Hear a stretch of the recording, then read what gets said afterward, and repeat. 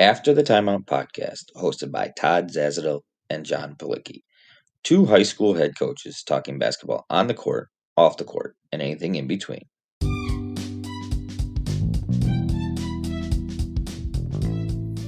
On today's episode of the After the Timeout podcast, we sit down with Coach Jamion Christian, head coach of George Washington University's men's basketball team.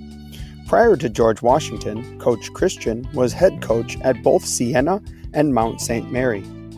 We talked to Coach Christian about keys to developing your program, continuing to increase the number of minority coaches in college basketball, his offensive and defensive concepts, and being a head coach at a young age. Enjoy the show.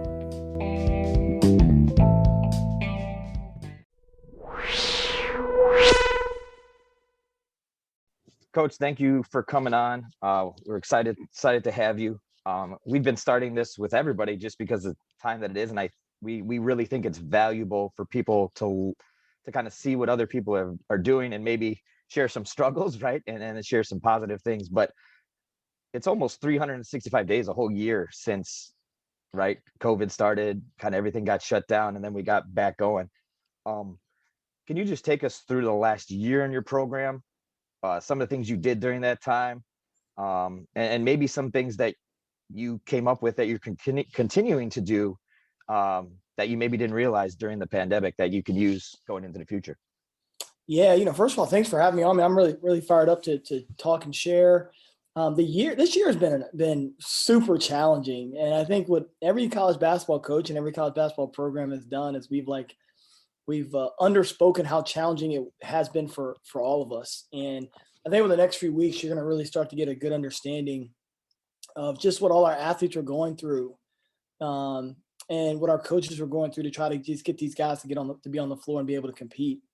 Essentially, these guys are going from being quarantined every day, for 20 hours a day. And then we're asking them to step onto the floor and to compete at the highest level.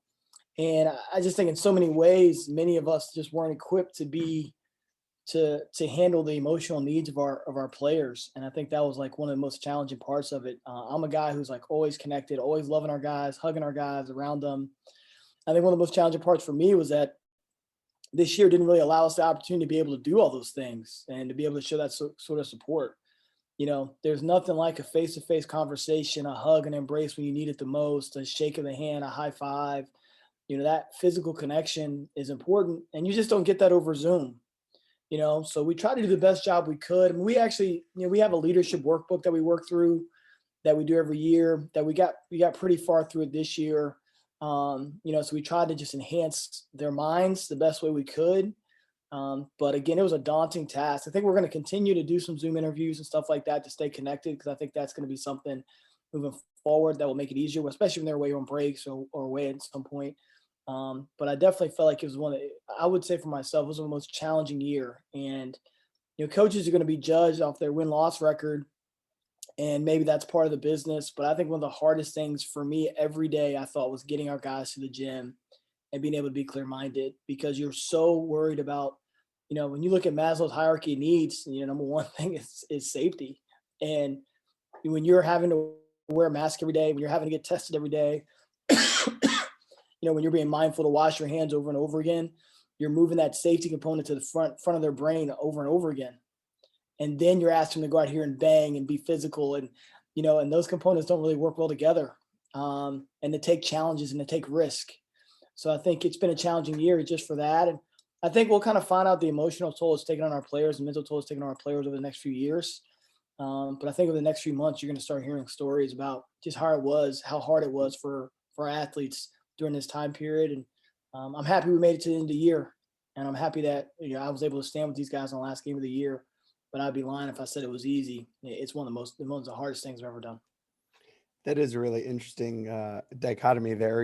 At one, we're telling them wash your hands, socially distant, but on another one, we're saying let's do the rebounding drill and be as physical as we can. Yeah. So Todd and I like to do our homework on everybody that we bring onto the show, and I did some research, and I found that you won the Ben Jobe Award, and I'll be honest, I did not know a lot about the Ben Jobe Award. And other winners included James Jones, who we've had on the show, Damian Stoudemire, Dante Jackson, Kevin Ollie, Dana Ford, Bobby Collins. Willis Wilson, Sean Woods, Ed Cooley, Quanzo Martin, and the award's given annually to the most outstanding minority men's basketball coach. So first of all, what did that mean for you to win the award? And then second, how can we continue to grow the number of minority coaches in the NCAA? Well, it meant a ton.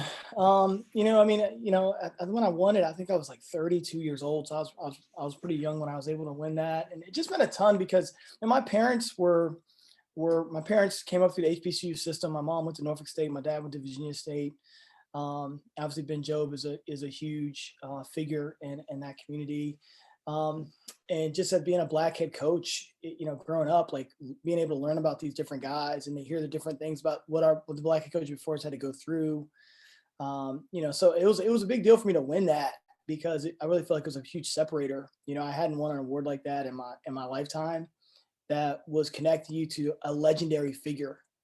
Like sometimes you might win Coach of the Year award, and that's kind of given out every year, but to win something that's connected to someone else's legacy says so much more about your responsibility to what you should do in the future and the responsibility that you have.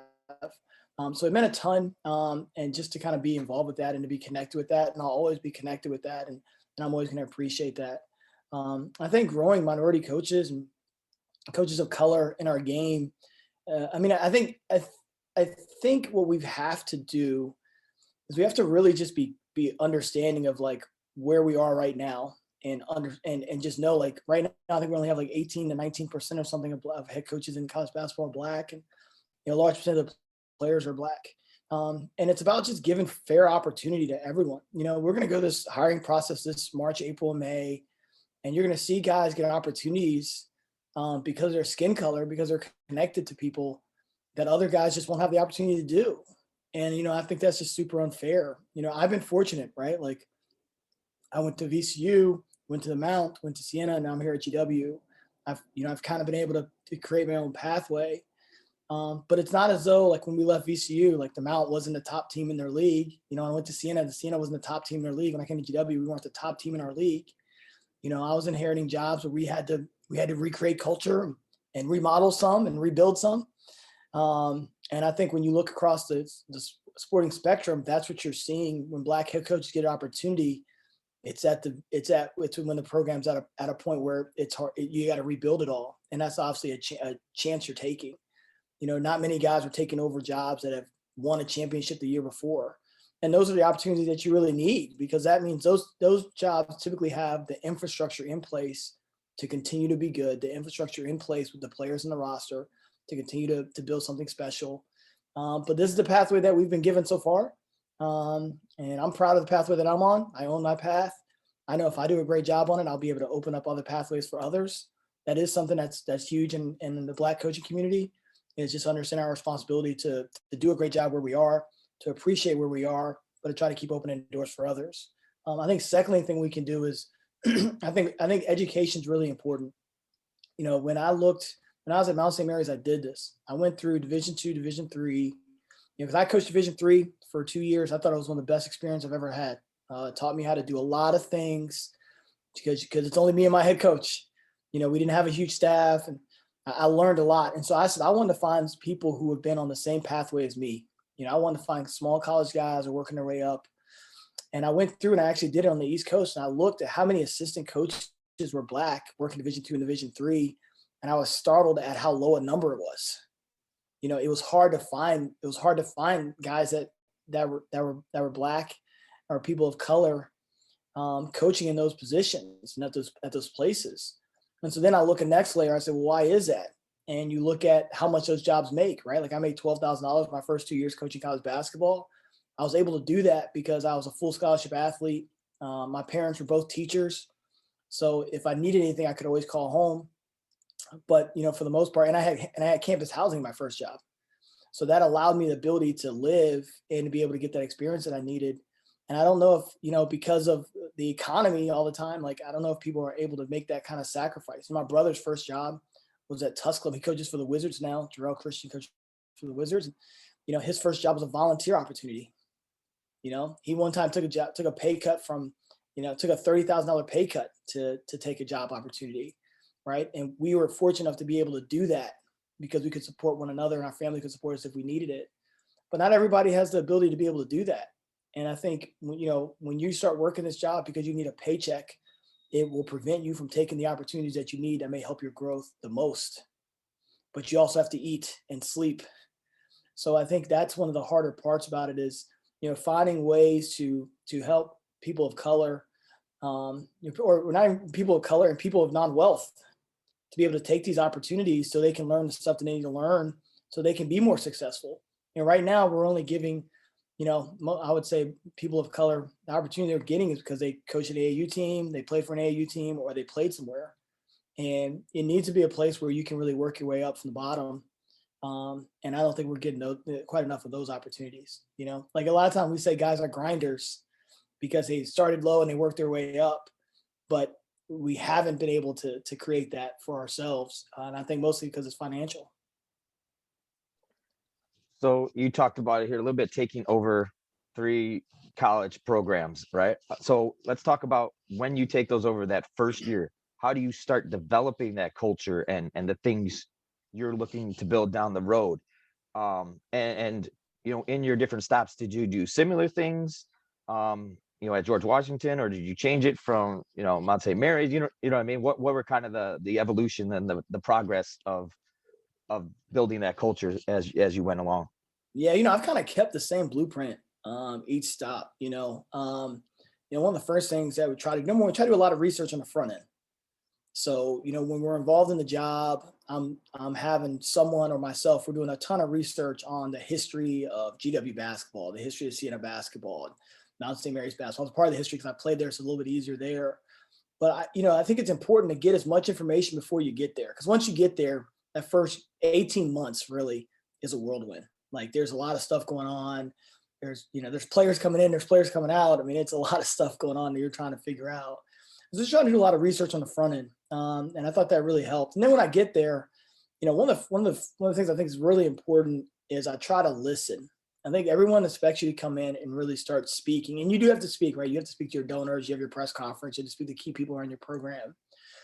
But, what we do is we come in and within the first 48 hours, I basically interview everybody within our program. And I ask them about each other. So like I'll have a one-on-one interview with you, John, and I'll say, John, tell me about Todd. And we do that for every person because I want to get a good idea of like how our connection is on our team, who's connected with who, how everybody feels about one another. They'll be really honest. It's crazy. That first one, these guys get pretty bold, and they'll tell you they'll tell you. And then I meet with our academic person. And I do that at the beginning. And then I do that about 6 months into it. Because I want to see what's changed in the 6 months. And then we always do our assessment at the end of the year that gives us some of that information as well. But I think you want to try to figure out that first year team dynamics. You want to find one thing in the first week that you can create that's a little bit different. One of the things we did at Siena is like we changed the shower heads in the first week. It's like really seemed something really small. The guys were talking about how the showers weren't great or something. The water pressure wasn't great. We're like, all right, we just go in there, we change the shower heads. Like those are like some small things that you just want the guys to know that you're listening to them. And, those are like small things that guys will feel like, oh, he heard me. And every time they go in there, they're going to think that you took care of them, that you listened to them. Right. So just, I know it's easy. I mean, like Urban Meyer probably comes in, he like redoes the locker room and they probably, I didn't have these jobs where I could throw $1 million at a project, so we had to find little things that we felt like could impact their lives daily. And you can't do that unless you listen. It could be food. It could be how the guys are eating and what they want and what they don't want. And, these little things. And, I just want them to feel like I'm connected to them, that I'm listening to them because it is different. How we try to connect with the guys. I hate this word, but I'll use it because I think people can understand. I want it to be way more transformational. I want to help them grow into the person that they want to become. And maybe sometimes they forget about that person when they get in competition. I don't want it to be a transactional relationship. And I think men's basketball is dominated by transactional relationships. You play well, you get more. You play poorly, you get less. And I don't want to operate that way. I want to treat our guys the same way in this office, outside the building, as whether or not you're scoring 20 or giving up 20. But on the floor, it is about competing and getting after it. And there is a hierarchy to things that we need. And I think that's a hard balance to help people understand, because typically they want to say, I love my coach, or I hate my coach. Right. And you can love the coach, you can love the man and hate the coach. You can love, so I think understanding that there's duality in that, I think is important. And I think that's hard for people in general to understand. I think it's hard for kids to really understand, because, all their lives they were like, oh, I love my coach, or, because how much he plays you. And I'm not going to treat you a different way because how much I play you. We're going to treat you the same. And then I'm going to play you whatever helps the team win. And I think that's hard for people to understand. So that starts pretty early when we get there. And then we do like an assessment, like a skill assessment, where we want to see the natural skill of what the guys can do and can't do. There's been so many times where I've gotten to a place where the system just didn't fit some of the guys, but then some of the guys fit our system better. And so it's kind of worked out, and we've gotten lucky with some of that. Like we brought Armel Potter in here. Armel Potter was here when I got here at George Washington. He had an amazing year, maybe one of his best years in college basketball under us in our system, where we pick and roll for him and he'd get downhill and all those things. Right. And so, you're always going to find one or two guys that can fit your system. And then you're going to find some guys that fit the other system before. And I think that's understandable, but really trying to be clear, pretty early on about what our system looks like and how we want to play. And so those guys that maybe don't fit that can try to make an adjustment or try to work through it. So those are, we're pretty cookie cutter with how we're going to operate that first 18 months. We recognize that there's going to be changes. Not everybody touching that circle the first day usually makes it to the last day. Usually your first couple classes you bring in, you're probably not going to have all those guys make it to the end and graduate. We want that, but it's just a hard situation to do it when you're trying to rebuild something. So just trying to give the guys, like, I love you, I care about you, I'll do anything for you. I think this is first and foremost, but then also having a strong understanding that this is a competition, and we are competing to be one of the best teams in our league every single year. I think helping them learn that and understand that is difficult, but it's something that I think is important to do in that first 18 months. You don't want to ask us about each other. You want to interview Todd about me and me about Todd. You get some real interesting answers. So that's what I want, though. The more interesting answers, the more interesting stories, the better, because when you come in there you come in there like you don't know these guys at all. And you need those stories to get to know the guys' personalities. And that's what's so challenging about the first 18 months is that the guys that you inherit or the guys that you recruit quickly, you may not know all their motivation points. And if you miss their motivation points, you're going to miss the mark on helping them become the best they can be. So let's kind of tweak it. You had talked about being a Division III assistant. Todd and I were both on the college assistants, and so you tend to learn a lot from the head coaches that you're with. So take us through your stops as an assistant. What are things you took from each of those stops that some of them you may still do today, some of them you may not do today? I mean, we can talk X's and O's. You could talk cultural, program management. Anything that really sticks out to you that you still kind of use today. Yeah, well, the first job I had was at Emory and Henry. I worked for a guy named Bob Johnson. You talk about just getting lucky and landing in the right place at the right time with the right person. Coach Johnson was really at the end of his career when I got with him. He was there at that time. He was there, I think, 26 years.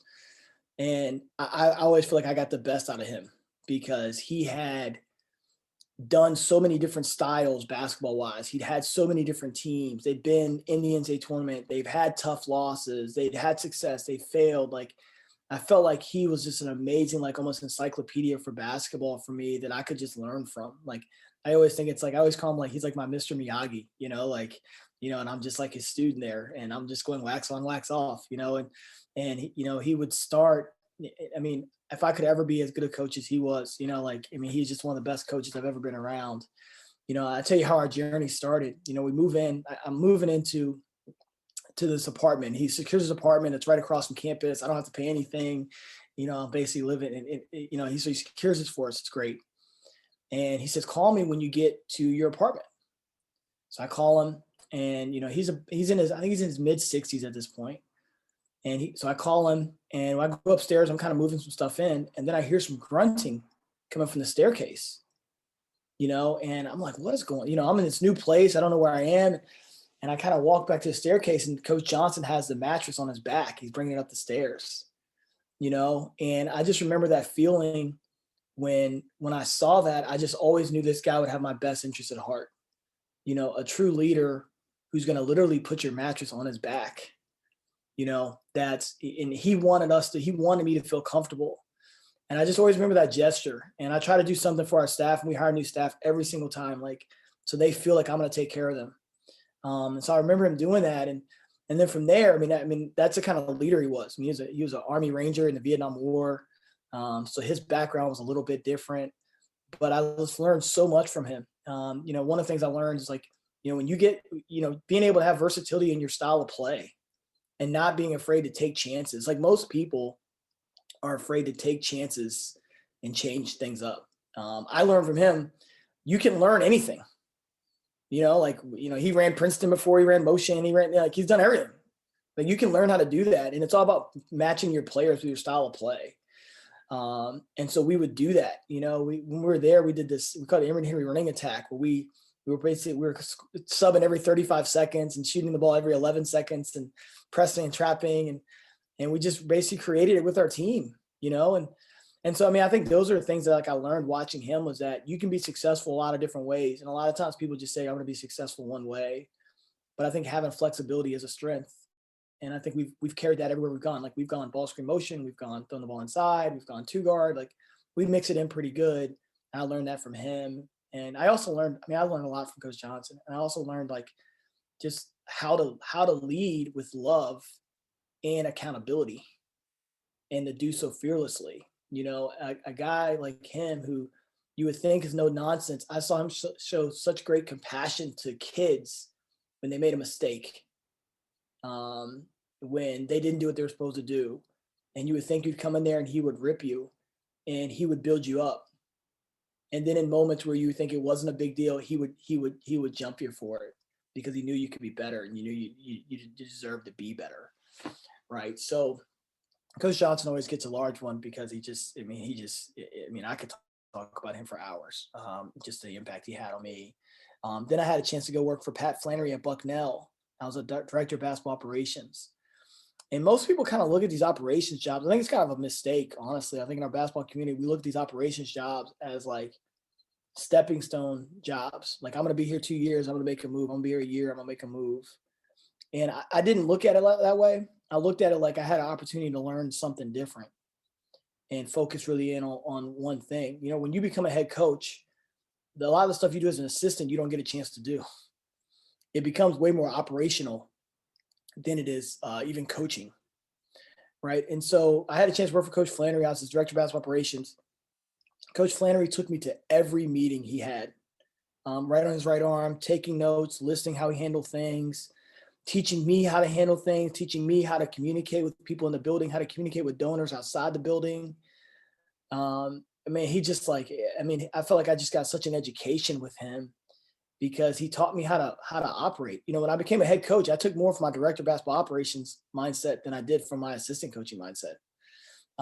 He was big on us building out checklists and creating things for our staff to follow. So I was able to see that, from his perspective, if we're going to do something in a hotel, if we're going to have a hotel stay, what's the 8 things we should have on the checklist? Most people don't think about that, but that's how he thought. So we build that checklist out. And then now I build our checklist out for our recruiting, for, everything. There's a checklist, right? Just make sure things don't fall through the cracks. But I learned that from Coach Flannery. And he sees it like a business. He wants us to operate that way. And that's the way we operated. I just learned a ton from Coach Flannery. From there, I went to work for Tony Shaver at William & Mary. And Shaver's amazing. We saw what he was able to do at William & Mary, and we see how it's been able to continue. You're really looking at the best 10 or 15 years in William & Mary basketball history. And a large part of that is because what Tony Shaver was able to do, able to stabilize the program, raise the standard. He's such a fierce competitor that, he would make guys compete on a day-to-day basis, and he wouldn't let the competition level drop. One thing I learned from Shaver, he's amazing with his best player. Like his best player, he doesn't mess with his best player. He lets his best player go. And I watched those guys grow so much because of it. Now he would coach them, but like he would let those guys take experiment. He would let those guys kind of push us forward. And I think when you look at his teams, he was always so good with his best guys. And I thought that's why they were so successful. He was able to build that ego and that confidence in the group, working through the best guy. There, VCU with Shaka Smart. And, Coach Smart is a person who's an amazing influence on me every day in a lot of ways. He's only a few years older than me. So some of the things I'm experiencing now or last year or next year, he's already gone through. I think so many times in life, we don't appreciate the true journey of things. And all of us coaches kind of go through similar journeys. It's not the same, but you go through similar journeys. I watched Coach Smart use himself as a lightning rod for an entire program, as a lightning rod for every player. I watched him connect with guys in a way that I'd never seen a head coach connect with guys. Guys crying on his shoulder, guys laughing in his arms.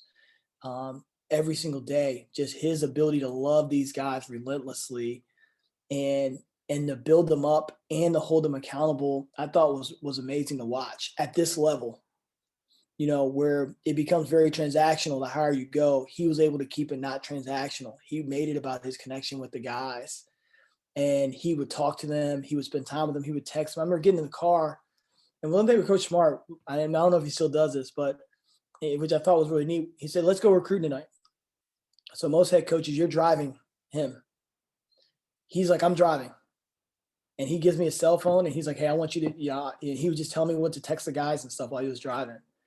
But I'd open his phone and he would have every guy listed there. I mean, he'd been texting these guys all day. And so I just learned a lot. I mean, I've been so fortunate, guys. Like I've worked for some amazing people that, man, they just poured into me and I tried to soak in everything that they gave. And Coach Smart, I mean, just his awareness and his understanding of people, it's just really special. And again, I've learned so much from him. Again, I could talk about him for hours too, and just the things that he teaches us and how much love he puts in every person around him. Okay, so now let's flip it. Now you become a head coach at a young age, right? Different ball game, right? You're named one of the top 40 coaches under 40 by ESPN. But what did you learn, all right, starting at a young age up until now, right? Obviously, you think you know things, right? And then you develop them along the way. And what did you kind of maybe realize you didn't know, all right, after you took over? And then advice that you would give to someone that takes over a program at a young age. Yeah, I always have a pretty healthy dose of humility. And I try to always keep that. I mean, I'm from New Kent, Virginia, and we're people don't become college basketball coaches from New Kent, Virginia. And so I always keep a good level of humility with it. I mean, I was at Bucknell with Flannery, and he had one of the most amazing runs ever there. And he had a bad year, and they moved on from him. I was with Shaver, and Shaver, and he had a great journey there. And they moved on from him at a certain point. So I've always kind of had a good level of humility that I think is really important. I think one thing that happens when you step into the head coaching chair is you have to have an amazing amount of confidence in front of your guys in certain moments. And there are certain moments where you got to be completely humble, and there are certain moments where you got to keep them moving forward and being able to identify those moments. I think there's a lot that I've learned from the beginning until now. And number one is that not every situation is the same. So, we inherited some situations at Mount St. Mary's. They're not the same here, and they're not connected. I did learn, creating your environment is the most important thing you can do. And your environment you're creating is good and bad. And having a strong awareness about what you're building up and what you're suppressing. I think it was at the Mount, we should never talk about league awards because we only want the team award. I think that suppressed some folks, and I think, now we'll at least acknowledge it, we'll at least acknowledge if a guy's a first team all league player, but at the Mount, we didn't acknowledge it at all. We had one goal, and that was to be a champion. And, and so at least maybe now we'll retweet the tweet or something, but, I think there's just a ton that you learn. I mean, when you're young, you're going to fly around and make mistakes. and it's acceptable. As you get older, it's not as acceptable to fly around and make mistakes. You gotta really learn from those mistakes. But I think I think it's a big benefit to getting in when you're young, though, because sometimes when I didn't maybe know what to do, my connectivity to the guys got us through it. The optimism that I had, maybe because I was naive, pushed the needle forward in moments where it might have, if I was being more realistic, it might not have pushed the needle forward. So I think there's a ton of stuff there. I think if you jump in as a first-time head coach, I think knowing who you are, I do think I've always had a good sense of who I was as a person, and I didn't try to go outside of that. I tried to learn and get better. But I think knowing who you are, because you get exposed in leadership when you don't know who you are, and your players see through through the things that you really believe in and the things that you don't. And so I think a lot of times us coaches will try to do something that maybe we think we should do, but we don't really believe in it. And our players can feel that kind of vibe. So I think having a strong sense of who you are, I think is very important. B, really understanding that you don't have all the answers, that you're going to need to talk to people and to listen and to just try to keep finding ways to reinvent yourself, especially at the beginning, because again, if you're getting a job where you don't have maybe the best players, maybe the best facilities and best way to travel, you're going to have to get creative, and you're going to have to accept that it's not going to be perfect. And be okay with that. At the Mount, we had to play like 6 money games a year. My record in those money games, guys, ain't good. And over 6 years, that's almost I think one year we might have played 8 or something. We had almost 40 games. So how can you keep the enthusiasm of your group when you're playing these tough games at the beginning of the year, so that you can travel the way you want to travel, or recruit the way you want to recruit? I had to figure that out. And I think sometimes people don't look at those opportunities. They say, man, I don't know if we can win this way. And you can win a lot of ways. And number one, if you have great players and they believe in you and you inspire them, you can win. And so we've always tried to make that the focus of everything we've tried to do. I think that's so key. I just love how often that you use the word love for your guys. I think that's so awesome. So let's kind of get into the leadership stuff, and you and I have kind of talked off air about the leadership stuff before. I know you put a great emphasis, and you mentioned it to start the show, on developing leaders. So why do you spend so much time and place such a great emphasis on it? And, how did you go about kind of developing your leadership enhancement materials? Yeah. One of the things Coach Johnson would do when I was at Emory is we would meet every Friday up to a certain point in the year. Once you get to the season, you start playing, it's kind of difficult. But you had about 7 Fridays, I think, typically at that time, 7 or 8 Fridays before the start of the year. And he would give his guys different books in the summer to read, and they would come in and they would teach it to the group on the Fridays. And I always felt like that was amazing, because he was creating an environment where learning was appreciated, learning was expected, and you're learning from your peers. And so that's where I really got the first idea about doing this with the guys. Obviously, Mike Jarvis too did a bunch of stuff here when he was here with his mentoring group and stuff. So like watching that when I was in high school, I'd watch a bunch of GW stuff, and they would talk a lot about his mentoring group and stuff. So there was like a foundation of curiosity kind of created from Jarvis. Then when I got with Coach Johnson, I was able to kind of learn how to do it and how to apply it a little bit more.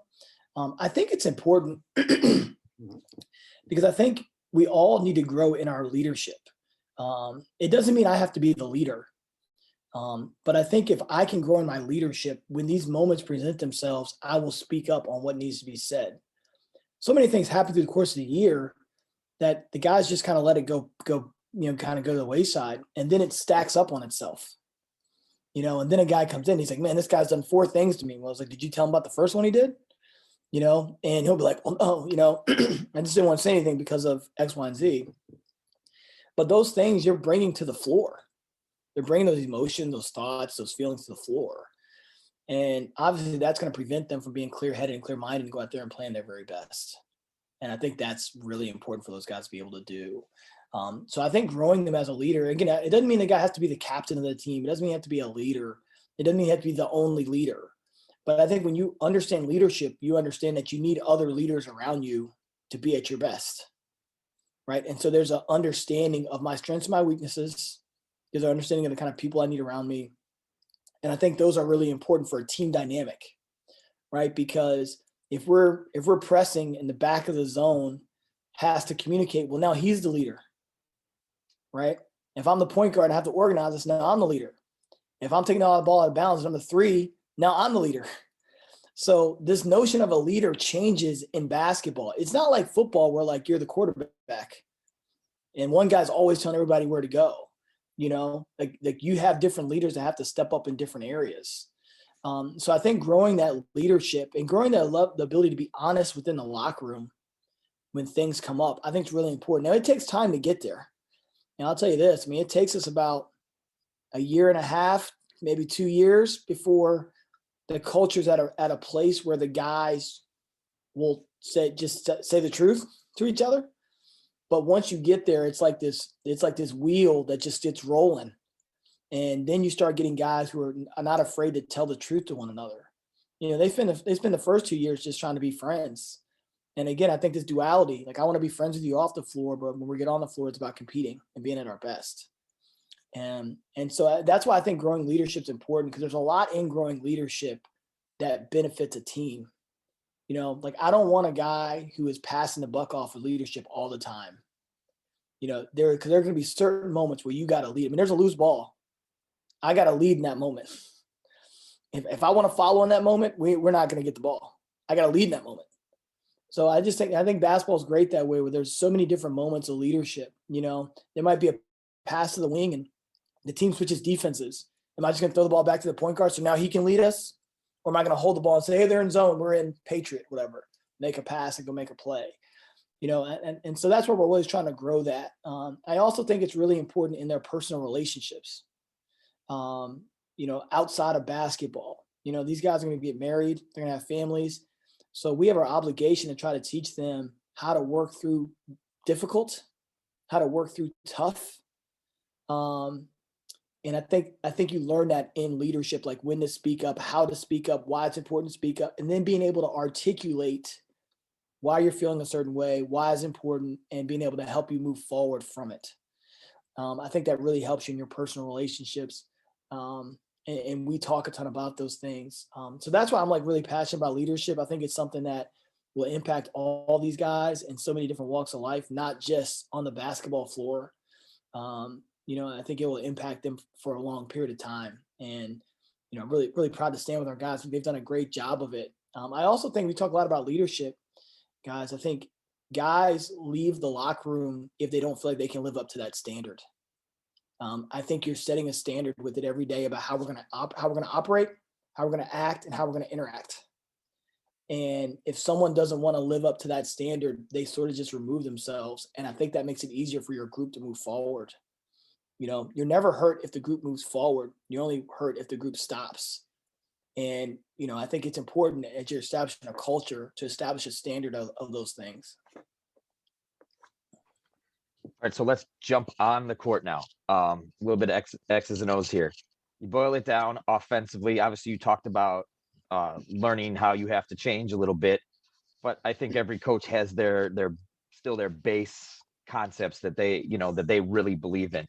So what are your basic and base offensive concepts that you believe, create shot opportunities, create scoring, and how do you measure those concepts to see if they're successful? Yeah, we pick and roll a ton here. We've been one of the best pick and roll teams, hitting the roll guy, several years in a row. And then we score a ton off the pick and roll. I just love the pick and roll. I've been doing it since NBA Jam, really. I just always felt like there was a way to get two guys on the ball and then you're able to make a great play. We pick and roll a ton. My prior life, I used to press and trap every possession, and I love doing that. I love picking guys up and being aggressive. And we haven't really been able to do it the last 3 years just because of personnel, really. You definitely have to have a different mindset. You have to have a different kind of personality to do that. And we have not been able to have that kind of ability as of yet. It doesn't mean we won't go back there someday. But I do think that's important. We've always defended the three pretty well. We want to take a lot of threes. I'd love to someday get up to taking 50% of our shots from three. We haven't gotten there yet. But that means you got to defend a three on the other end. And so we've always done a pretty good job of that. But we're kind of known for letting these guys play free and loose. I mean, this past year we had 2 guys average over 20 points a game in conference play. Guys are making outside shots and making plays. We have great versatility in our offense. If you're a shooter playing for us, you're going to use flare screens, down screens. You're going to post up some. You're going to come through the gate some. You're going to catch some catch and shoots. You're going to get some in transition. We really pride ourselves on being able to create shot opportunities for guys that can score the ball and giving them a ton of confidence to be able to go and do that. That just made my morning. NBA Jam reference. Love it. That's the first one of this podcast. Man, Now you just need people guys man. who catch fire like that, right? Yeah. People don't know it like they should. I mean, I actually went back and tried to find another one, like an updated one, because I think it's a foundation of basketball. It's 2-on-2, right? And obviously the game has some great optics too. But I just remember playing that and trying to learn how to play the game of basketball, through video games. What was your team? You know what? I always liked the underdogs. Okay. So I would have like Brad Lowhouse with like the Bucks or something. It'd be like weird because you just make threes, right? So I just space you out, and so I always had I would use them a ton. I never used like the Knicks or Lakers. Like I never used any like premier teams. I'll use the Supersonics some. They were kind of premier at the time with Sean Kemp. Little deadlift shrimp action. Yeah, little deadlift shrimp could really stretch you. Like I would kind of pick him more than GP usually. Actually, I'd try to go with the two bigger guys. Just stuff like that. I mean, I've always kind of operated that way. Kevin Johnson and who was with Kevin Johnson? I can't remember. Had the Tom Chambers, Kevin Johnson. Yeah, Tom Chambers for sure. I like that, so that's kind of how I always operated. I've always operated from a point of trying to build something or trying to do something instead of joining, the typical teams. So let's kind of transition that into defense now. So, again, when it boils down to it, what are 2 or 3 base defensive goals you guys have? You kind of talked about defending the 3. And then if you had to state like your team's current defensive philosophy in one sentence, what would you say? Yeah, that's the first transition from NBA Jam to defense, maybe in the history of Absolutely. Podcast. Look at that.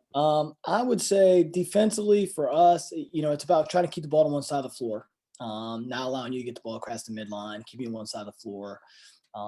This year we switched a ton just because we didn't want to be in rotation. We have versatility. We may change that next year. And defending the 3, I think, are really big. And then I would say getting back in transition. I'm not a big offensive rebound guy.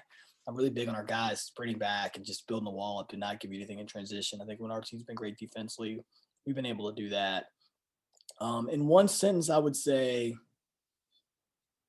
take away what you do best. I think when we've been able to do that, I think that's, if you make threes, we take away your threes. If you have a great post player, we trap your post guys. I think that's being able to do that. I think is huge. We haven't exactly been great defensively here yet, but I feel like it's coming. All right, so we have an after the timeout segment. Obviously, we talk about like timeout structures and things like that. In Illinois this year, we added a 90-second mass timeout, right? Very similar to the TV timeouts at the college level. We have our 60s and 30s. But those are big differences in time, right? Where you're really quick or you have a longer time. This is something I know I personally want to work on going into next year, with my team. But what is your structure for the different segments of the timeouts, right? The 30, the 60, and then the obviously the TV timeout. Yeah. So I think we just have the 30 and I guess we have 160, I guess it is. We have like 160 and then we have the TV. I kind of keep the 60 to 90 kind of the same. And so one of the things we talk about in the longer timeouts, we talk about paint touches, how many times we got the ball in the paint. We talk about how many turnovers we had because those are shot opportunities we didn't get. We talk about 50-50s. And we grade these on there. So like when they come over, they're on the board and it says 50-50s. It says it right there. So we always know like, hey, we got to go +1. If you go +1 50-50 every media time, that's +8 possessions. Butler, when they the second time they went to a national championship game or Final Four, they were averaging 5 more possessions a game off 50-50s. Okay. So that's like an incredible, so looking at 50-50s. And so we kind of grade those things. We grade our box outs. So every time a shot goes up, how many guys are holding their box outs? You want 3s and 4s. Usually you don't get 5. You get a guy contesting a shot, you might not get 5. But when teams go on runs, you're at 1 or 2. So if you're getting guys at 3 and 4, 3 and 4, 3 and 4, you're going to be a pretty good place. And then because of 3s, we grade contesting shots, right? Because we know if we contest shots with our left hand on a right-hand shooter, typically it's 18% difference in your three-point shooting as a team. So, we grade those things in the 60 and 90. Those are the things. Those might be the only things we talk about in the 60 to 90, right? Maybe make a play adjustment, maybe something else. And then in a 30-second timeout, it really depends on the situation. If it's underneath out of bounds defensively, making sure your team is set and anticipating what could be happening there. A lot of times the 30s can be emotional timeouts. So we really try to settle our emotion. Because you go on a run, they call timeout. There's emotion for you. There's emotion for them. They go on a run, we call timeout. There's emotion for us, emotion for them. So it's really not about like, hey, let's run this intricate play. It's really about let's settle our emotion and then let's do this. I would say like a lead, loud, exact, attack, demand. And those 30-second timeouts are pretty good lead timeouts where you can really go at it really quickly for the guys. So we always love to do some kind of top 5 at the end. So for you, our top 5 is, what are the top 5 most important traits to help to develop a great program culture? I would say number 1, I guess I'm supposed to start at 5, but I would start with 1. Getting the right people in your program. I think that's 1. I think that's really important. Number 2, setting a standard that will create excellence. Number 3, I think having those 1 and 2, like having people that will help you hold the standard. Because it's easy to set these things at the beginning, and then you might be the only one that's holding everybody accountable, and that's exhausting. Number 4, operate with a creative mind to be able to build the things that you may not have, but you need. And number 5, I would say operate with like great optimism and great belief. A plan usually doesn't come to fruition at the very beginning. I mean, even in the movies, guys, when you put a plan together, it always almost messes up in the middle, right? That's life. So being able to stick to a plan and to be able to see a process through, I think you're going to need that optimism, at the number 5 spot. I think those 5 things are pretty good ones that you'll need to kind of see a plan through and improve yourself. Well, Coach, we cannot thank you enough. This was one of my favorite episodes. I've been a fan of yours for a long time, followed you at multiple stops, and you can never have too many references for NBA jams in a podcast. So we gravely appreciate you being on, and we hope to have you on even again down the road. Yeah, I'd love it, man. I appreciate the time and enjoy March Madness, man. We missed it last year. It's going to be a great one this year, man. There are a lot of teams that can win it this year, so it'll be fun to watch.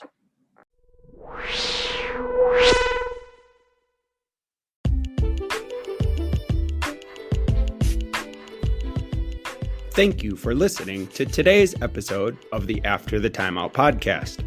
For more information and upcoming episodes, follow us on Twitter at After the Timeout, or subscribe to our podcast for upcoming episodes. For show inquiries, you can email us at afterthetimeout@gmail.com. You can find all of our episodes on Anchor, Spotify, Breaker, Radio Public, Pocket Cast, Google Podcast, and Apple Podcast by searching After the Timeout. Thank you for listening. Tune in next time for more basketball content on the court, off the court, and everything in between.